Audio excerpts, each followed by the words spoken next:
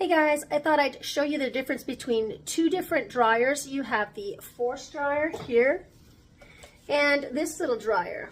The difference in their faces. Not all dogs enjoy having their hair dried, their faces dried, so hang on, check this out.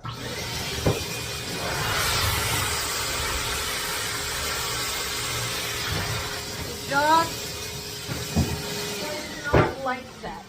So I come in with this little thing here. Take this off. Hang on.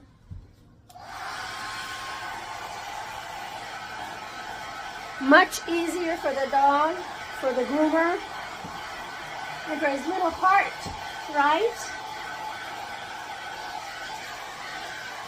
There you go.